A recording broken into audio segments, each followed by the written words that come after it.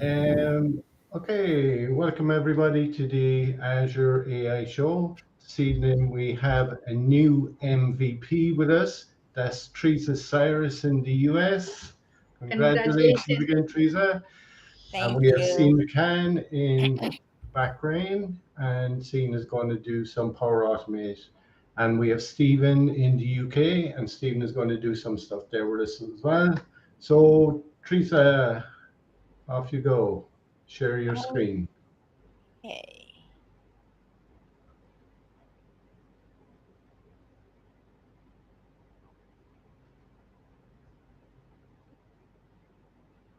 Okay. You see my screen? There it Yeah, is. there you go. Yeah, yeah. Hi, my name is Teresa Cyrus. I live in Pittsburgh, Pennsylvania, and I am now a 2-day-old MVP for Microsoft Services and Apps.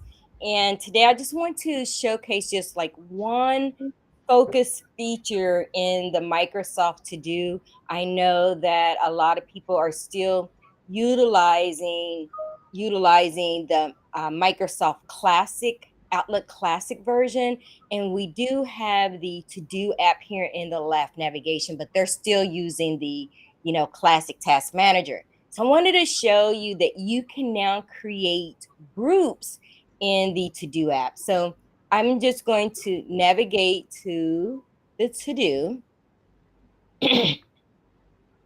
And notice here that I have some groups here that I created earlier. Microsoft To Do is really good keeping track of your work and school tasks as well as your personal tasks.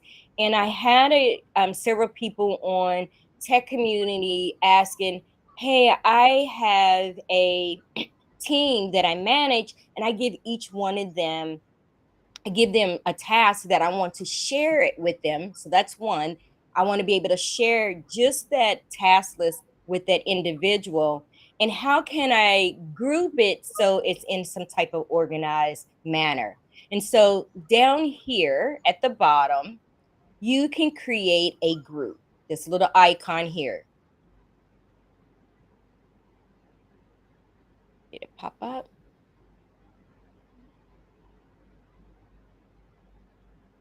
Give it a group and name. So I'm going to say MC MCT. So I create that group.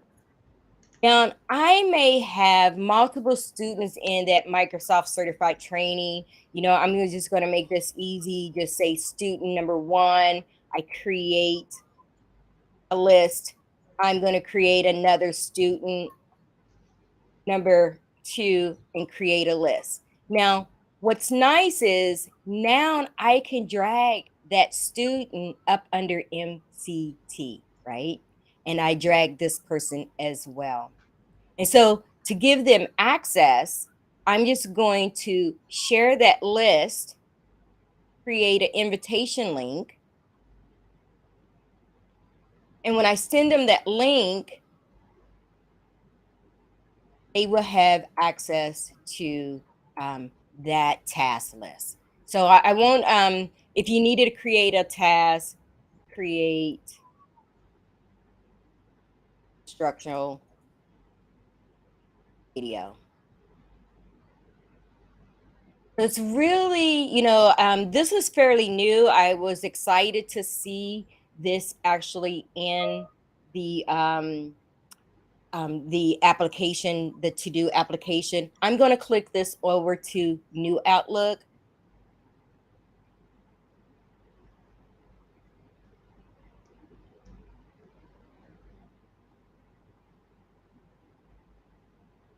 Okay, just to bring this over. And To Do.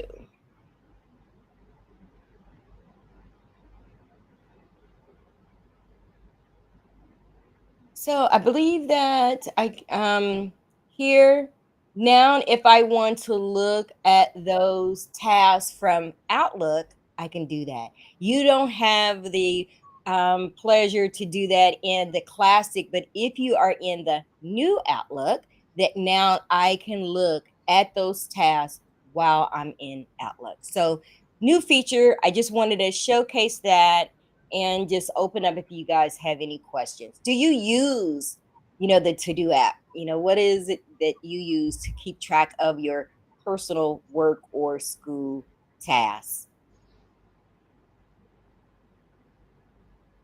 What do you use, Frank?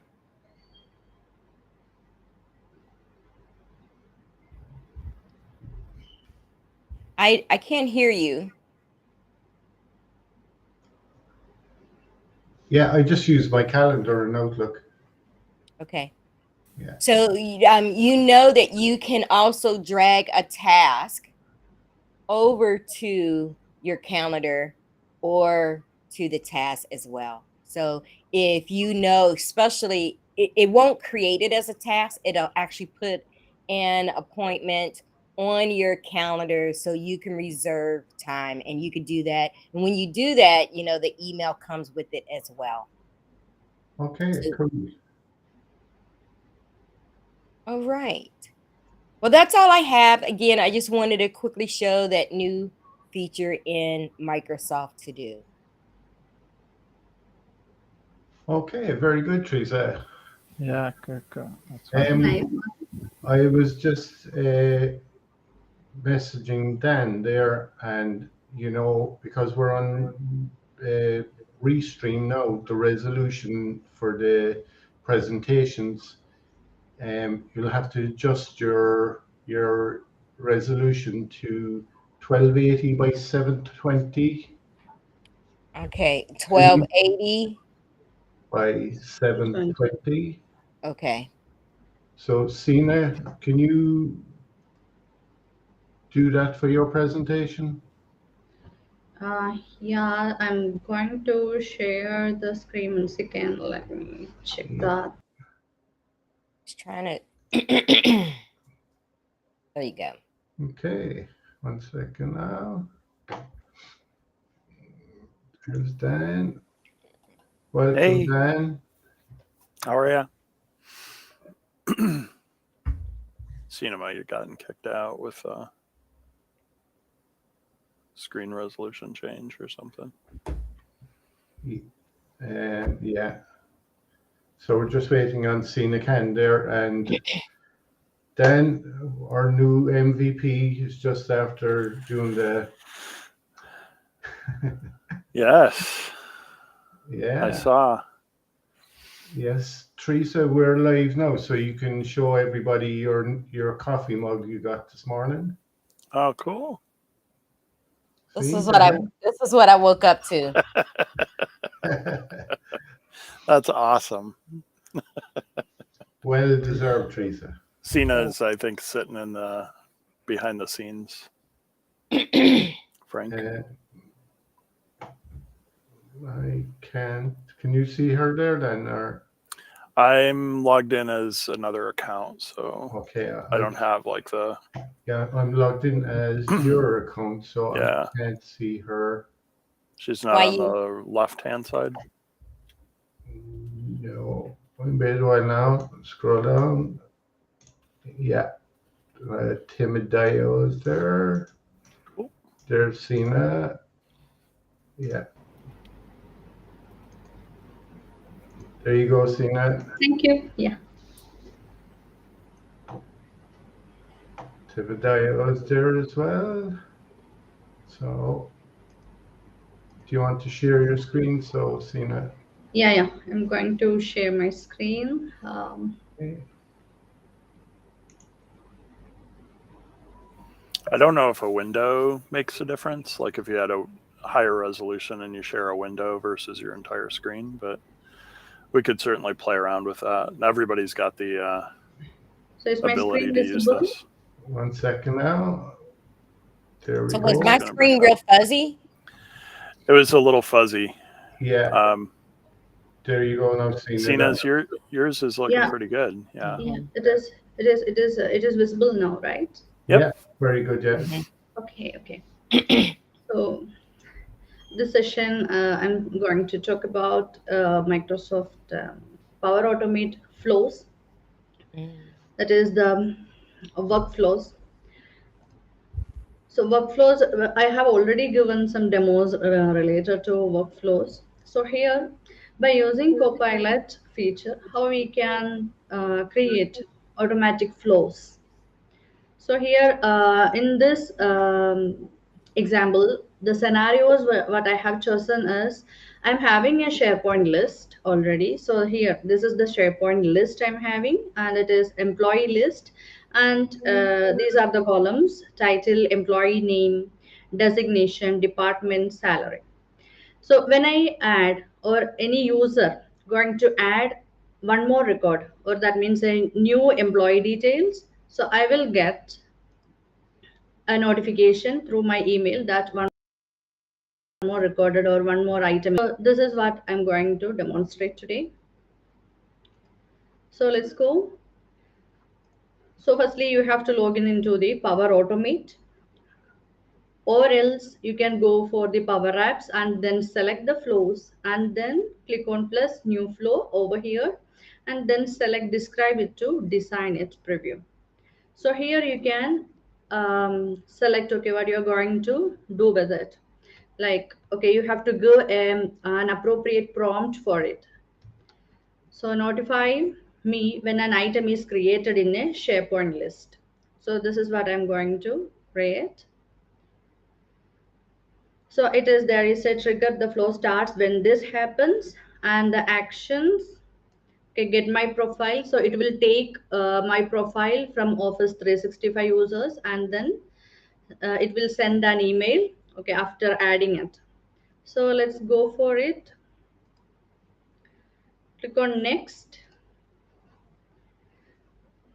and review your connected apps, and also SharePoint is connected, Office 365 is connected, and Office 365 Outlook is connected.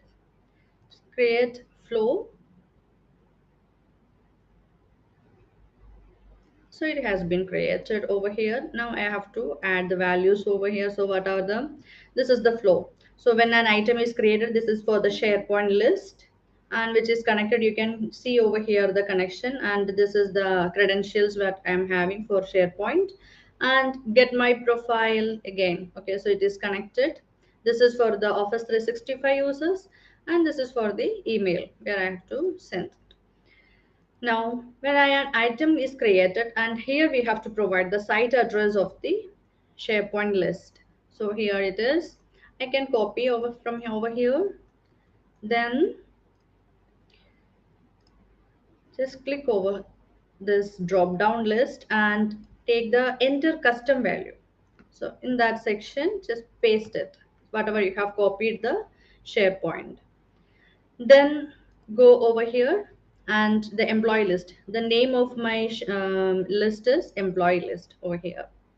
So this is listed over here. I have selected the employee list. Then going to get my profile. So here I don't need to add anything, so it will automatically take my profile, and then send an email. So where I have to send, in which email. So here I am suggesting my email ID. So Seena Khan, and the subject, which is, we can provide like, okay, so these are the multiple options, okay, we can select. Otherwise you just type text as well, like as an subject. So here I'm typing like new item added, and then in the body, so here I can add like a new employee details added to the SharePoint list.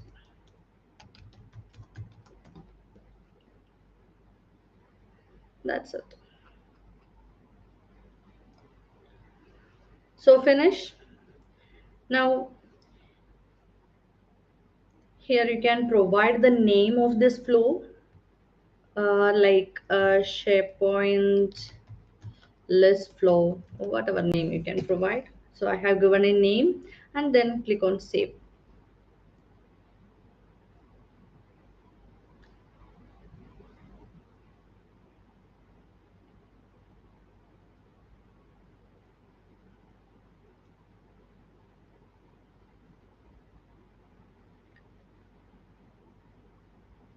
So now my flow is ready. So everything is added and there is no errors at all. Okay, if there is any errors, it will show over here in a red dot. So there is no errors. Then we can go for testing it. So just click on the test.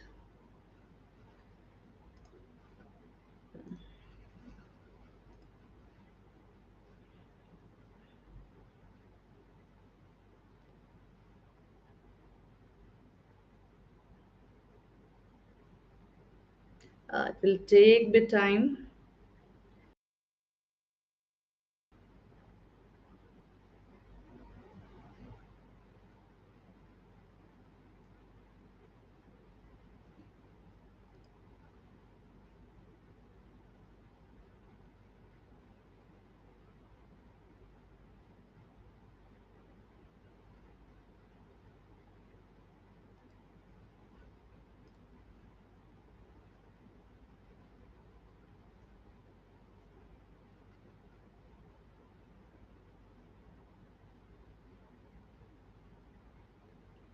So here is my SharePoint list flow, and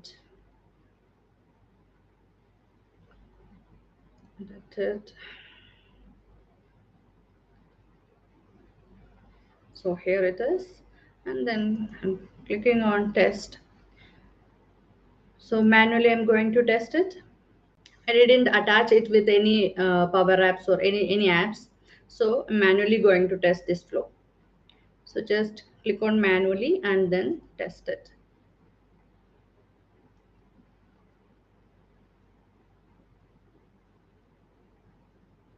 Okay, so now it is executing now. So now I'm going to add a new record to this employee list. So here, is employee name, Teresa, designation, solution architect.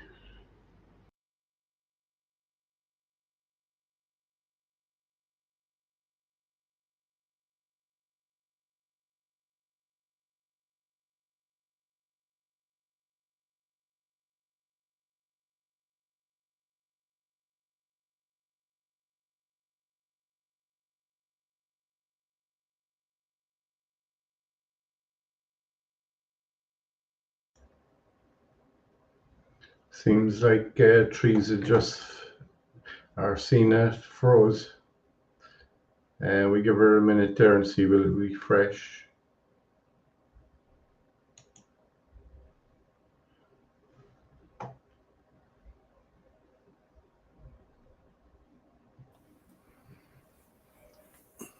Teresa, it looks like you got promoted to a solutions architect. Say that again.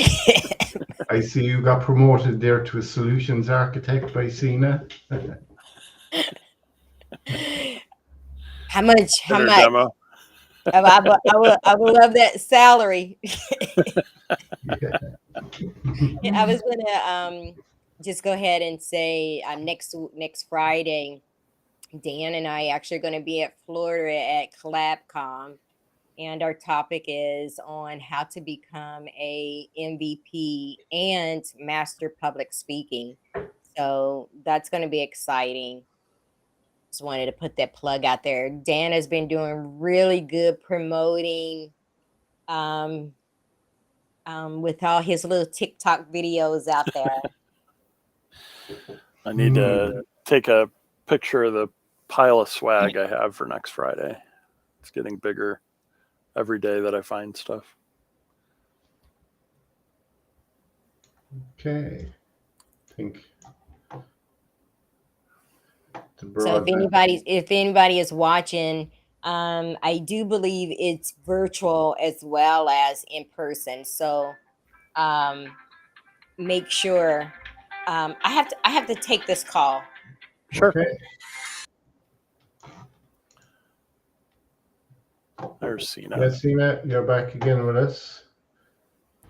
I don't know what happened. Can you share your screen again with us?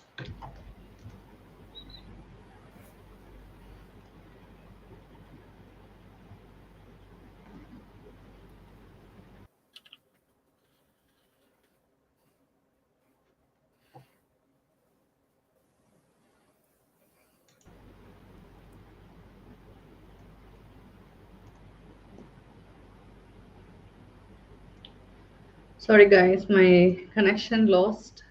No No, problem. you're fine. Let me share my screen. Yeah. Do that. Okay, where we are. So we were testing the flow which I have created. Is my screen visible? Yeah, I got it there now. 1 second. Here you go. Yep, it's up now. Yep. There you go.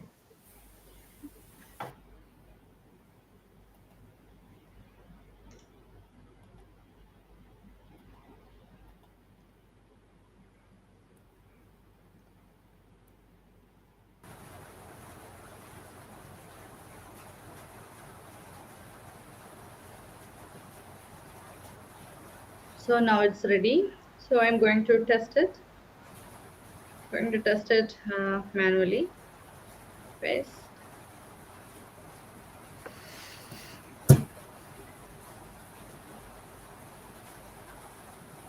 Okay, now I'm going to add the list, one record.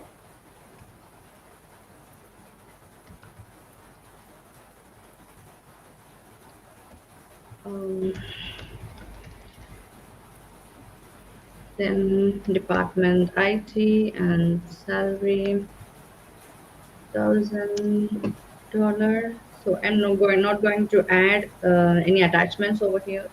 Just save. So it's saved now here. So all these three tick marks you can see over here. That means the flow successfully run. Now I can see my notification in my email.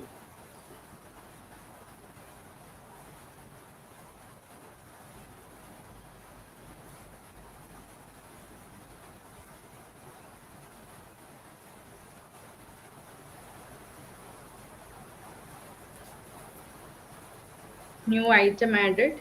Okay, this is the subject I have given in the flow, and this is the body. And new employee details added to the SharePoint list.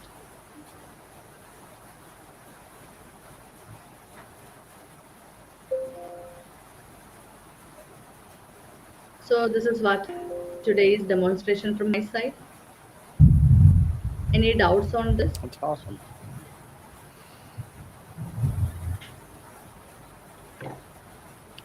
So it can either be Microsoft or you can reach out with Flow to or Power Automate to other stuff, right? Yeah. Other technologies. Cool. Okay. So, Seena, you know the way you put in the users, could you use that, we'd say, if you had a team of technicians and you were giving them tasks, we say 4 or 5 tasks every week, and you were putting in a score for them, could you do something like that with flows? Frank, is that your desktop? Sorry. No, no.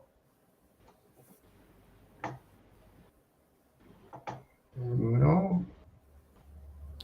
It should be on your right or left, sorry, to control. Is There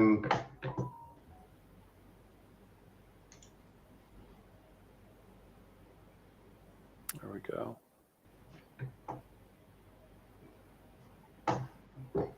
no, it's, that was Teresa's screen. Oh, okay. Maybe the connection Okay. is losing. Yeah. Yeah. I'm in between. I am going out and coming in.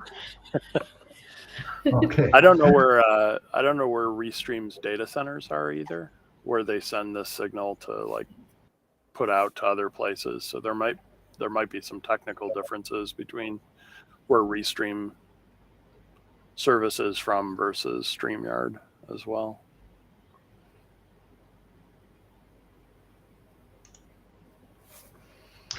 So, Stephen, do you want to share your screen with us? Yeah. Yeah. Yep.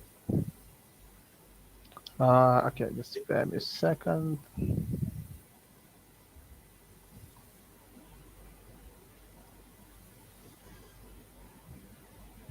So,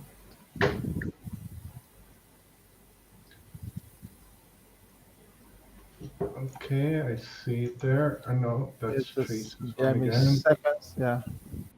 I'm checking that.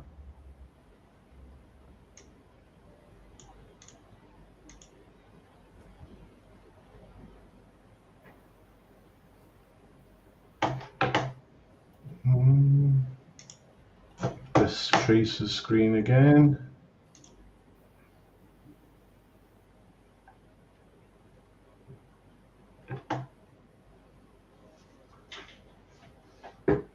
Have you shared your screen with us, Stephen?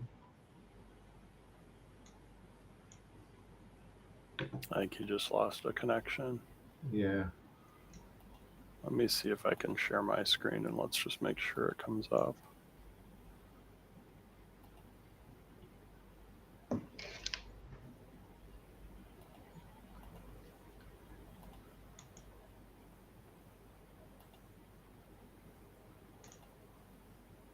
Does that come up, Frank? I got Stephen's You see one there. mine? 1 second. I can see Okay. your one. Yeah, we have Stephen. If you got Steven's, Yeah. perfect. Yeah. Okay, Stephen, we have your screen there. Gone again. Hmm. The restream isn't behaving today. Okay. Can you see my screen now? Yep. There we go. And it's nice and clear, so we can see it good. Yeah. Yeah. No. It just went away again. Gone again. Okay, I think you should be able to see it now. There you go. Yep. Yeah. Virtual machine. Okay. Yeah. So can you see my screen now? Yeah. Yeah. Mhm. Very good. Okay. So what I just want to show today, I just want to show like how to detect if a user, probably like if you have your help desk and you give them access to the Active Directory and a particular user deleted the user, so and you want to carry out an audit to know who deleted that particular user, so you can see in Active Directory who actually deleted that user from the help desk team. So that's also I want to show you that this is my active. Okay, let me open my Active Directory and just create a user. Okay. Yep, this is my Active Directory. Now I'm going to create a user and then we'll delete that user. Come up here. Let me just create a user.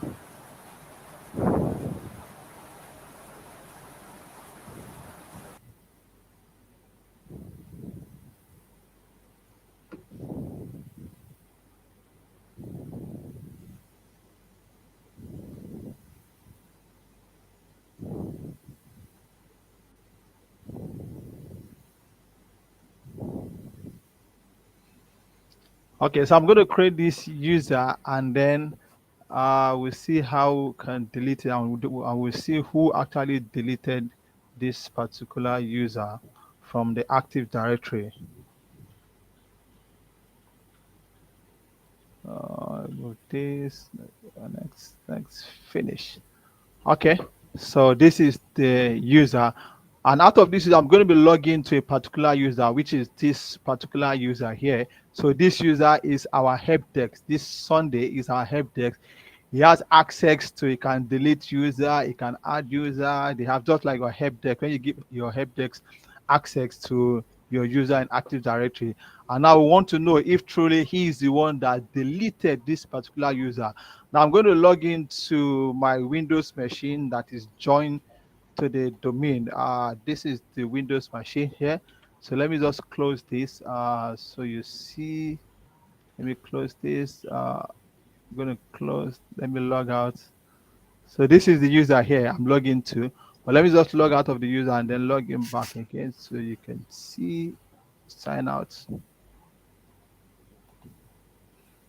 Okay, so I'm going to sign in with this user. uh password, enter. Now, then after that, here, this user, they have access to Active Directory, which actually have installed in the RSet tools. What you need to install the RSet tools here before they can have access to Active Directory, because we don't want to give them access to the whole platform, the whole server platform. So what you need to do is to install your RSet tools. So once you do that, which I've actually run that, I run that with the script. So I can put the script on the chat box. So here I will just come up here, open my Active Directory. Remember, this is just my Windows machine, but it is joined to the domain. Let me show you. If you come here, you can see that this Windows is joined to the domain. Can you see? So now I'm logging as this user. This user has access to all of our users. So now this is the user I created, this user. Now I'm going to delete this user. Come up here, delete, click on yes. Now, who performed that deletion of this user is this particular person. But we are just assuming that we don't know, and we are looking for the where is John? Who deleted John? And we can't find John any longer our our OU. So we need to do an audit and see who actually deleted that particular user. So here I'll go to my Active Directory. Now, if you come up here, you can see the user is no longer there. The user has been deleted. Now, we want to know who deleted this user. You come up here and open your event viewer. Open your event viewer. When you open the event viewer, when you open your event viewer, you come up here, you have your Windows log. Under Windows log, you click on the security.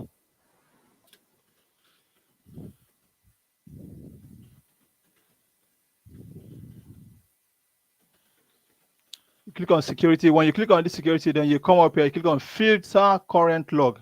Filter current log. Click on it, and then you come up here where you have all event ID. So I'm going to type 474726 and say okay. Now, if you come here now, if you now double click here, you will see that a user account was deleted. Who deleted it? Can you see it now? Sunday. You can see it's telling us Sunday actually was deleted that user. What is that user account name? John Mary. So we can see that it is Sunday that actually was deleted that particular user account. So this is how you can also do an audit. I came across this when actually in at work we are just kind of we are just discussing. I mean, we're having a discussion, and we're just like, oh, at times when you call users don't pick up their call. When you call them, at times they don't pick up their call, and the ticket is just left there open. So somebody just now said that, okay, why don't you just disable their account and allow them come to the office? When they can't log in, they will definitely come into the office. I will say, no, it's not actually possible. It's not good. That it's not a good practice. So we're just making just so we're not saying that, okay, what if someone deleted the user account? How can you know? Is it possible to know? I say, yeah, it's possible to track it. And I actually made my own research, and I saw that yes, it's actually possible to track whoever deleted a user in our OU account. So you can see here that this particular user, Sunday, actually was deleted this user. And remember, before now, I've actually set up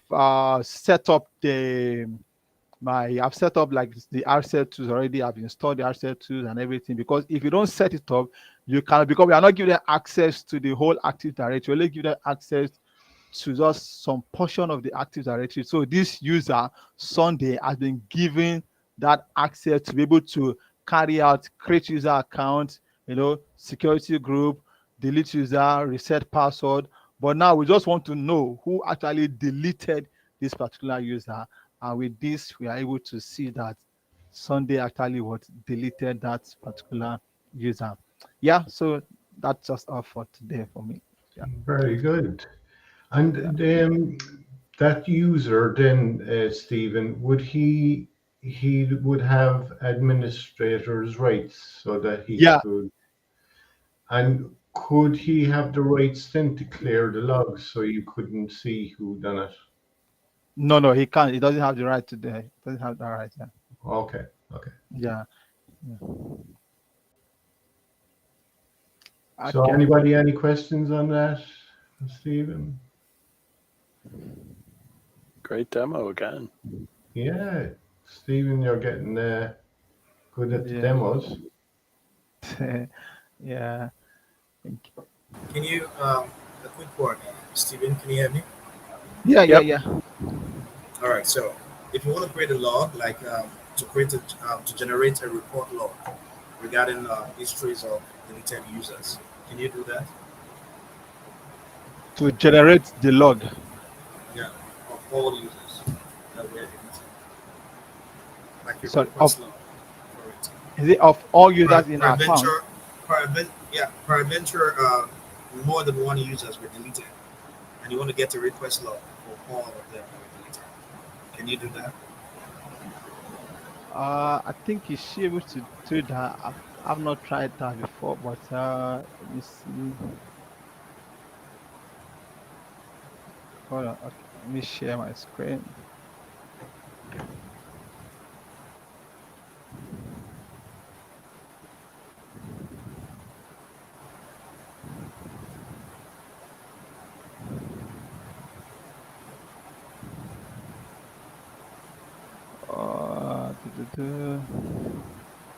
Hold a second. Trying to share my screen. Okay.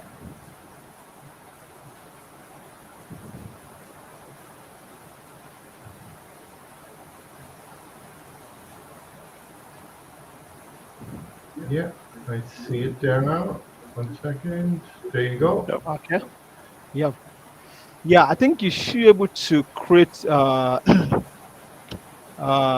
the log of the whole users. Let me see.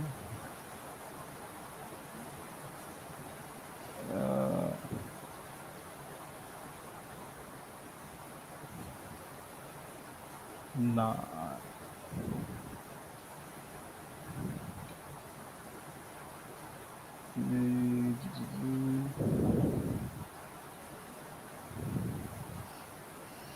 Yeah, I think you should be able to create that with with the PowerShell scripts. Yeah, I think you can use a PowerShell script to create that to get the whole log of the user. But I'm not. That's something I'll have to check and see. Yeah, but yeah, it's possible with PowerShell script you can create the log. Yeah. All right, that's good. Yeah. The reason I asked actually is because I was faced with this, I think some years back, like almost a year ago or two. So I can't really remember how I got past it. If we were able to get the logs, but I'm so sure it was a PowerShell script. But I just Yeah. wanted to I know. remember.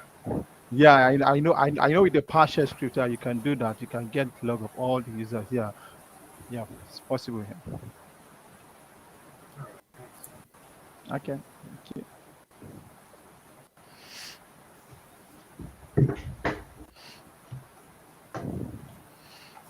Dan, have you any news for us on what's coming up? Are you going to share something? Yeah, great question. I could try sharing my PowerPoint from last time and see if that shows up any better. Yeah. I'd have some interest in just seeing if that works here. Let me find it. There it is. Try this. Last time, I think this is why we had the issues with Would it be the very resolution. Yeah, was just that. Yeah, that looks a lot better now, right? Yeah, so that's what it was. I shared the entire screen and didn't do the proper testing of the restream that we're using now.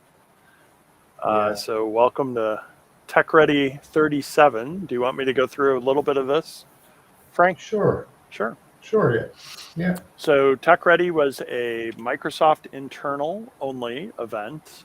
It went up to 22, and I did the math. It was twice a year. So I think this summer we would have been at Tech Ready 37 if they had continued. And on all of the Tech Ready sessions, there was this confidentiality slide.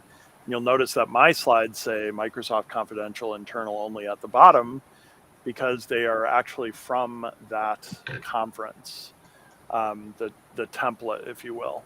All of the information that I found in the particular PowerPoints, however, has been publicly disclosed. So these are no longer confidential internal only. I just thought it'd be fun to give you a taste of what a tech-ready presentation to Microsoft service field looked like in the years that I was there as a full-time employee. So I was there at the beginning of Azure's, what was originally Windows Azure, and the data centers. And data centers, if you're familiar with them, have a efficiency, PUE, power usage effectiveness, that the closer you get to 1 for all the building overhead, whether that's cooling, whether that's investment, power backup, all of the overhead versus the IT load, the servers and the services that you're actually getting out of those, the closer you get to 1, the more efficient your unit or your building or your server farms are. And as part of that experience, Microsoft developed the containers that were used in both Chicago first and then in Dublin, Ireland. I don't recall if my slide links, I didn't check these, so let's see if we've got slide links that still work. It looks like we do. I can toss that out to LinkedIn later. And CH1, the Chicago data center, was built outside of the Chicago downtown suburbs and fairly close to rail and interstates in the United States. Any thoughts from folks that are on the, I guess we're on Restream, on why you would build a data center near railroads and interstates in the United States, or possibly in other countries? Is it just that it was easier to put the infrastructure next to it? Exactly, Frank. So when you have interstates and railway in the US, you have right-of-way. So when you think about laying fiber or network connectivity, those give you a path through the states and the country. And a lot of people would come and wonder why, the proximity to those two types of infrastructure, it just makes it easier to make sure that where this is located is very close to a primary east-west in the US and north-south interstate, as well as rail. So when you see those two things, it's a good place to build from a standpoint of the network connectivity, which is super important. I condensed this to just a couple of the facilities in the US. San Antonio, Texas, SN 1 and 2 are similar to the Chicago data center. And Chicago is where they started testing these, what started as IT packs, lower and upper. The upper had the chillers and the air conditioning and the power, and then the bottom would be connected to the top, and servers would be loaded into the bottom of the containers back in 2009. And then later on in Dublin, Ireland, we saw the sister experiment to Chicago. However, Dublin, as I've learned, Frank, doesn't have the extreme temperatures that Chicago has. So instead of having to think about putting these inside to withstand the harsh winters in Chicago or the very, very hot summer days, in Dublin, you can think about these containers outdoors. And those experiments have been kind of a pendulum for Microsoft. Sometimes Microsoft looked at the container and the contained hot air and has moved back and forth from, you know, the traditional raised floor to the container where the servers are all brought in, back to just warehouse flooring and server racks as far as the eye can see. These are football stadium or soccer stadium sized areas within buildings that are much larger than that. So think like an arena or the largest place you can imagine. And just as far as the eye can see, servers, networking, disk, everything you'd expect. And Dublin has gone through all sorts of changes. I have never toured the Dublin Center. Chicago is the only data center that I have walked through from Microsoft's perspective. But Chicago, I was at the beginning. I was at there as the containers came, and then I was there as a tour guide in 2016. Next, Microsoft went on to do underwater data centers. So this pendulum, you know, flipped from let's put everything into a solid container and we can set those containers outside to let's just build big warehouses and put the servers in those gigantic warehouses. And then it flipped back again with Project Natick to what if we could control the environmentals, not just put servers into a container and shut the door, but what if we could think about, is oxygen and oxidation part of the failure that we're seeing with servers? What about if we put the servers in a container and put it underwater? So that's exactly what Microsoft did with Project Natick. Off the coast of Scotland, we were here 2 years ago in the Orkney Islands. Microsoft submerged a container with servers. This being a research project, you can see that it was definitely Microsoft branded, but think to the data centers in Dublin, Chicago, San Antonio, Texas, all around the world. Microsoft typically doesn't put the logos and say, this is where the Microsoft servers are. But they submerged this experiment through Microsoft Research. And the cabling was attached from a standpoint of both network as well as power to those servers. And so, Frank, I think these were the slides that were completely unreadable the first time that we presented this with Prathap. But as you look towards the future of Microsoft's data center innovation, the first tests of underwater data centers were in the ocean, but water cooling or alternative energy are some of the future, where when you can think of, you know, what is next for Microsoft. And here is a design of the different generations. So we went from generation 3, where we had these stacked IT packs, to generation 4, where you put them outside, to generation 5, where the pendulum swings back to let's just do really big prefabricated buildings to harness the elements, you know, control the elements outside and secure the perimeter.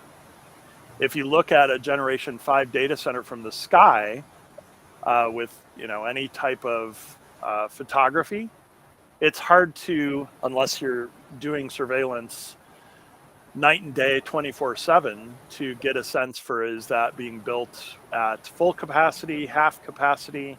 If the server racks are brought in and I can see the server racks, it would be much easier to get a sense for, from a security perspective, how full or how much of a draw maybe a particular location was using. So we can see up to generation vNext. And then the servers themselves, and I'll stop at this point after we go through the servers, started with pretty balanced servers where we had 32 gig of memory. We had two processors and 6 cores each. And we had hard disk and fairly traditional networking. I saw a lot of Ethernet when the Chicago data center was built in 2009. As you moved on, fiber from a network perspective, SSDs, solid state drives, accompanied maybe with regular spinning disk, much more memory and much more powerful processors with more cores. Generation 4, you saw some of the designs moving to very thin blade servers, sometimes half width from a rack mount perspective. And again, more disk, faster networking, more memory, more processors. Then as Microsoft moved up, tons of RAM, disk going just to solid state, and really fast networking. And as the generations continue, Microsoft moved to servers that are just gigantic, almost like a mainframe from a performance perspective. The Beast was 4 terabytes of RAM, and then SSD and 40 gig networking. And then the Beast V2 was 3 times as powerful as the Beast. Microsoft also had Azure Sphere that sits from a standpoint of its load or its workload at 0.00000000533 of a Beast. So very, very small as that pendulum switches from IoT and some of the use cases we have today with Internet of Things. And so, Frank, it looks like we have slides that can be read as long as the presenter either, I'm thinking if we upload the slides to Restream, that might be another way if you're just presenting slides. But if I also wanted to show like, you know, something in the portal or something in my browser, I think as long as your computer's resolution of the monitor that you're sharing is dropped down either to 1280 by 768. I did some reading and I didn't get a completely straight answer, but it looked like even at 1920 by 1080, it might be readable. So I'll pop up to that resolution and we'll see if we can still read the slides here. Yeah. Do those still look good? Yeah, I think it's a little kind of grainy, no. Okay, it gets a little grainy. Yeah. So I think that's our answer, is that the display resolution should ideally be a little bit lower to make things crisp and clear. Oops, and I just reverted. You get the idea. We probably need to put that in our show notes or our presenter guides to let people know that ideally drop to 720p widescreen resolution, and then your slides should show up beautifully in both Restream and on LinkedIn and other platforms. So I'd say when you're showing all those servers there, then I'd say with AI now being put into servers, you know, Dell done a project there with NVIDIA. Yeah. And they shipped 15,000 servers this year with AI built into them. Yeah. And A yeah, lot of they're the work that HP, Dell, the industry is doing with NVIDIA and Intel and everybody else. I'm sure that's probably the next generation, right, Frank? yeah. So we have the likes of VMware now being taken over by Broadcom, and they're going to be putting their chips into servers that VMware are going to be running. Cool. So yeah, exciting times It is, ahead for AI. Definitely. Yeah. So you won't be with us next week, Dan. So we'll hold the fort. Yeah. Yeah. So that'll be interesting. Yeah. So we'll probably have Seena doing something first. Stephen, will you have something, or Yeah, you might do yeah. I think you might do the PowerShell script for what Timideo was talking about. yeah. So I would try and get. I know there's partial scriptures. I would get. I'll check for it and then. Yeah, Yeah. yeah. Yeah. So maybe probably So I'm looking at probably maybe next month or thereabouts. I'm preparing for the AZ 104. So maybe after that, so I might probably start okay. a series on an Intune. Yeah. Maybe I start on endpoint managers, just start some series. I just one or two things. Yeah. Cool. Yeah. Okay. So you're going to take the exam in the next month. Yeah, no. I'm taking the exam of AZ 104 by next week. Yeah, I should take. I think by next week. I think I have the exam by next week. So once I finish, Yeah. so maybe I can do a series on endpoint manager, right? Just during the show. Yeah, so I'll be able to have time to prepare for that. Excellent. Okay. Yeah. So did you try the Microsoft Learn The testing the questions? The practice questions. I haven't seen it. I haven't checked for it. Didn't I'm have just busy they going have through. I'm just busy with it with the Microsoft Lens. So that's Yeah, Microsoft Learn has the practice questions. It's like a real live exam, okay. and they give you the multiple choice questions, and you do it like a Okay. real exam. I think that's it. Opeyemi, I Should put have the link to my PowerPoint. I updated this with the, I think it's got the live link to all of the practice questions for all the exams, not just AZ 104.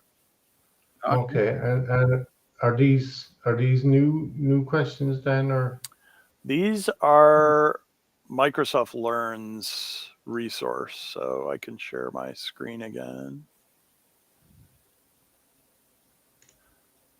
I just thought of this.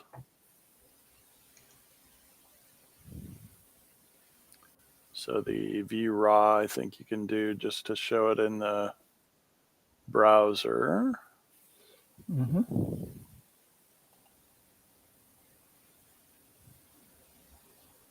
Can't show the files that are that big. Well, you can. It looks like it's smart enough to take me over to Office Apps because Yeah, it's a I'm PowerPoint gonna try file. opening it now. It's not going. Yeah. Okay. Yeah, let's see if it'll open or not. If it won't, I can just download it. Let's do that. Download the file. And then from the download, I should be able to open it.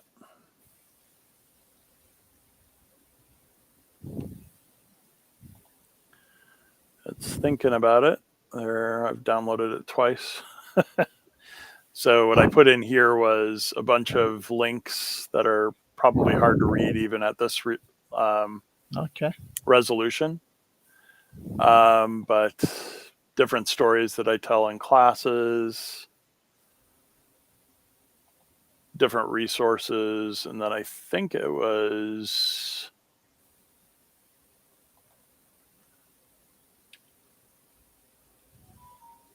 wherever I had the resource for the exams, I updated that link. Let's see if it's on this page.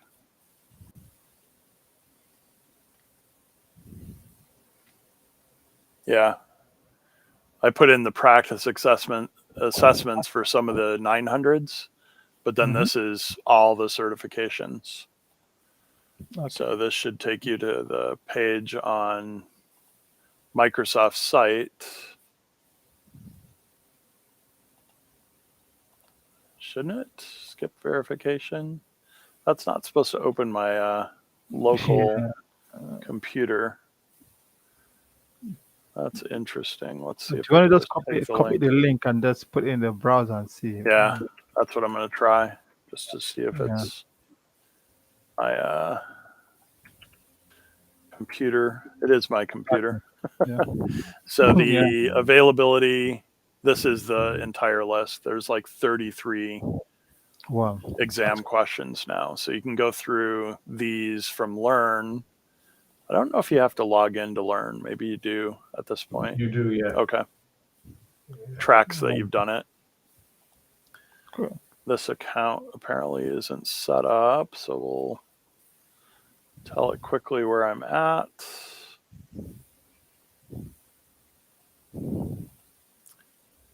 And then, yeah, they've got questions. And then I believe as you scroll down, you get the questions, and then you have the ability to check your answer. Check the answers, yeah. Okay. Yeah. That's yeah. So Measure Up or other vendors do something very similar, but this is an opportunity just to take a look and figure out what 2 resources would you provision for a password to be stored securely. So check that out as you prepare. Okay. Good. Yeah. Thank you. That's actually a good one. Yeah, I've used that then in the past. Yeah. Thank you. It's only out a few months, but it's a very good help. Yeah. You actually kind of see what the real exam environment looks like. Yeah. You never took a Microsoft exam before. Yeah. So listen, guys, we're just gone over the hour, so I'll end the live broadcast. And thank you, everybody, for joining the Azure and AI show again this Friday. We'll be back next Friday with some more on some Microsoft stuff. And we're here every Friday. So thank you. Thank you, everyone.